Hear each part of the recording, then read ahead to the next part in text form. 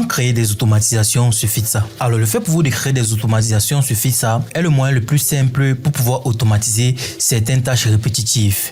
Alors, pour faire cela, c'est assez simple. Il vous suffit de venir sur le menu latéral gauche, au niveau de communication, juste en dessous de formulaire, vous allez voir automatisation. Alors, arrivé ici au niveau des automatisations, vous voyez que je n'ai encore aucune automatisation. Donc, pour créer une automatisation, vous allez tout simplement venir ici en haut, cliquer sur nouvelle comme ceci. Alors, ici, vous allez arriver sur un tableau blanc comme ceci, avec un menu latéral gauche, une barre de navigation et ce petit bonhomme qui est apparu. Alors, l'IA qui se charge des automatisations s'appelle Alex. Alex est une IA formée pour créer des automatisations. Donc, vous avez deux méthodes pour créer des automatisations. Soit décrire ce que fait votre automatisation à Alex, ou bien glisser, déposer les blocs ici et créer vous-même votre propre automatisation à partir de zéro. Alors, pour expliquer ce que c'est qu'une automatisation, c'est simplement un flux de travail composé de déclencheurs, de conditions et d'actions. C'est exactement à quoi correspond ces trois menus-ci. Trigger, qui est le déclencheur, condition, qui est la validation qui détermine si l'automatisation continue ou s'arrête, et l'action, c'est l'action faite lorsque la condition ou le déclenchement a été effectué. Alors, ici, au niveau de trigger, on a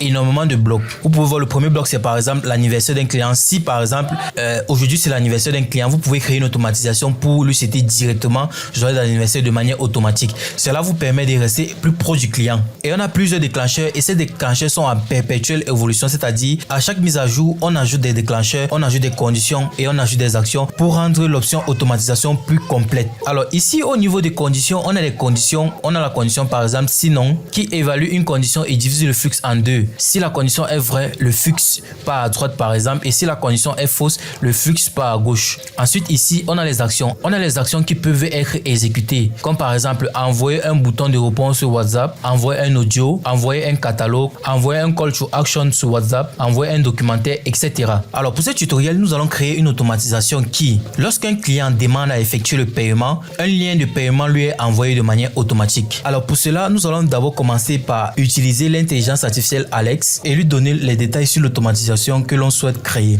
Donc j'ai déjà préparé mon prompt à l'avant, je vais tout simplement coller comme ceci. Et ici, mon prompt dit tout simplement, je veux que lorsque le client envoie un message avec le mot-clé et le champ lexical de paiement, qu'un lien de paiement lui soit envoyé, et voici le lien de paiement. Je vais envoyer comme ça tout simplement et Alex va réfléchir puis nous fait une proposition. Donc voici la proposition que Alex nous a fait. On a le trigger, ici on a l'action, ici on a la sortie. Le trigger, c'est un élément qui se déclenche lorsque un client envoie un message WhatsApp. Vous pouvez bien lire ici, message WhatsApp entrant. Se déclenche à la réception d'un message. Donc si je clique sur trigger, je vais voir cette fenêtre-ci apparaître et je vais pouvoir voir les détails de cette fenêtre et même la modifier. Donc ici, je vois bien que notre élément se déclenche lorsqu'un client envoie un message avec le mot-clé paiement, payer et pas encore ajouter par exemple acheter. Voilà. Et le type de message que ce trigger prend en compte, c'est le texte. Je pourrais ajouter d'autres types de messages. Il y a énormément de types de messages, mais c'est uniquement le texte. Je peux aussi ajouter un préfixe de numéro, c'est-à-dire si par exemple je veux seulement que cette automatisation s'exécute pour les gens du Cameroun,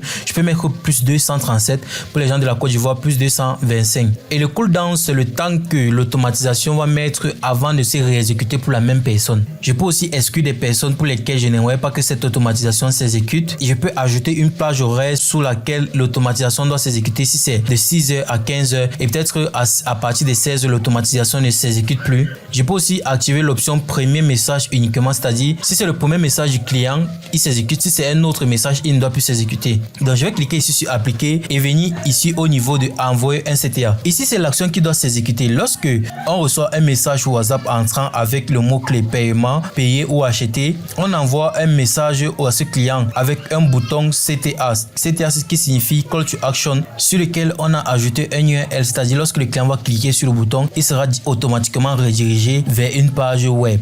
Donc si on essaye d'ouvrir les détails ici, on va voir ici là que ici on a bien l'URL de redirection qui est le lien de notre produit. On a le message ici, voici ton lien de paiement. Donc je vais modifier ce message-ci. Pour plus de détails, je vais peut-être mettre ton paiement est prêt. Clique sur le bouton juste en dessous pour finaliser ta commande par exemple. Et le texte qui est sur le bouton, ça peut être payé. Je peux ajouter un texte en pied de page. Je peux modifier ce texte en mettant payer maintenant. Je peux ajouter un texte sur le pied de page. Je pourrais ajouter l'URL d'une vidéo que j'aimerais que cela joue. Je vais laisser comme ceci. Je vais cliquer tout simplement sur appliquer. Et ensuite, on a notre bloc de fin qui va juste marquer la fin de l'automatisation lorsque le statut est succès. Vous voyez, lorsque le statut est succès. Donc, dès que tout est bon, je peux activer ce bouton ici en haut pour activer l'automatisation comme ceci.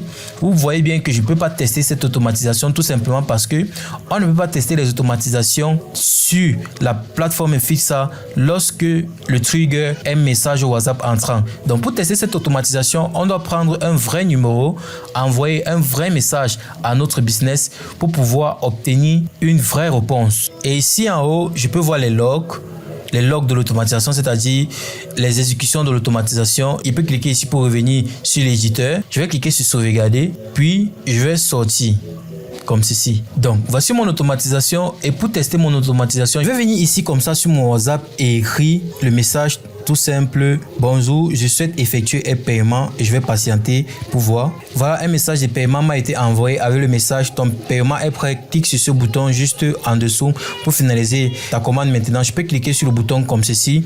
Je serai redirigé sur la page de vente du produit comme ceci. Je vais pouvoir voir les détails du produit comme ceci. Voilà, je vais pouvoir ajouter la quantité ou bien laisser à une.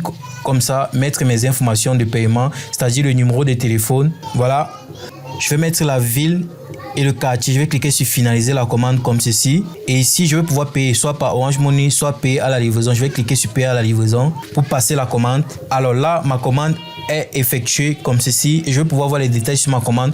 Par exemple, le montant à payer, les frais de livraison qui sont de 1000 francs, la date de commande, les informations sur la livraison, la ville, le quartier, voilà, et ma commande a été envoyée. Donc, si je viens au niveau de mes ventes comme ceci, je vais pouvoir voir la commande qui a été effectuée ici avec la date et le statut qui est en attente.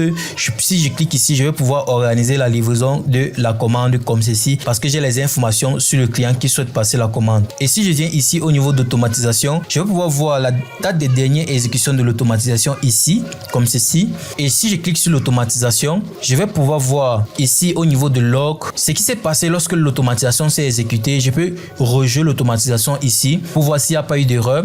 Si je viens ici au niveau de log, je vais pouvoir voir toutes les étapes qui se sont exécutées pour que l'automatisation soit réussie. Voilà toutes ces étapes comme ceci. Et si je clique ici comme ceci, je vais pouvoir voir toutes les exécutions de cette automatisation en particulier comme ceci. Là, je vois que j'ai eu 2 exécutions à 19h26 et à 19h20. Donc, nous venons de voir comment créer une automatisation avec Fixa. Nous avons vu comment utiliser l'intelligence artificielle pour créer l'automatisation. Vous pouvez aussi créer l'automatisation de manière manuelle si vous avez les compétences. Cela va vous permettre de rendre automatique les tâches répétitives du quotidien.